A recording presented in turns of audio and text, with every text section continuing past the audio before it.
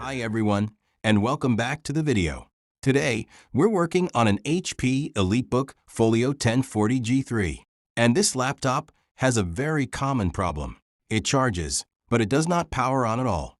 When the charger is connected, the charging light turns on just fine. But pressing the power button does absolutely nothing.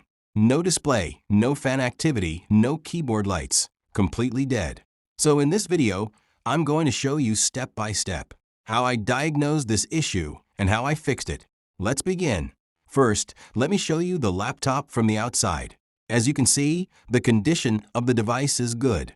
The charger is original, and the charging port is working normally. This confirms that the problem is not with the charger, and not with the charging circuit. The issue is somewhere inside the laptop. So the next step is to open the back cover. I carefully removed all the screws and lifted the bottom panel. Inside, everything looks clean. No visible burns, no smell of short circuit, and no loose connectors at first glance. That means we need to go a little deeper. Now, when a laptop charges but doesn't power on, one of the most common causes is built-up residual charge, or a system lockup. To fix this, we perform something called a power reset. So here's what I did. The first thing I removed was the CMOS battery.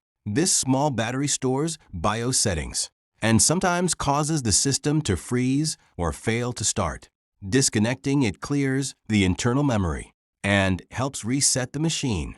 After removing the CMOS battery, I also disconnected the main battery pack. This is very important because both batteries must be removed for a proper reset. Once both batteries were disconnected, I pressed and held the power button for about 20 to 30 seconds. This step drains all the extra electricity stored inside the motherboard components. This simple method can fix many no-power issues on HP laptops, including the EliteBook series. After holding the power button, I reconnected the main battery pack securely. Then I plugged the CMOS battery back into its socket. Once everything was connected properly, I closed the back cover and tightened all the screws. Now it was time for the moment of truth. I connected the charger and pressed the power button, and the laptop finally turned on.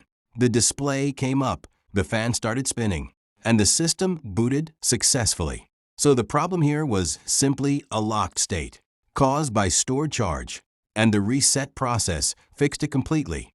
This is a great reminder that not every dead laptop means a motherboard fault or a major repair. Sometimes a proper power reset can solve the issue without any extra parts or advanced tools. So that's the complete process I followed to fix this HP EliteBook Folio 1040 G3 power issue. If your laptop has the same problem, charging but not turning on, try these steps first. It may solve the issue just like it did in this case. Thank you for watching. And if you found the video helpful, don't forget to like, share, and subscribe. See you in the next repair video.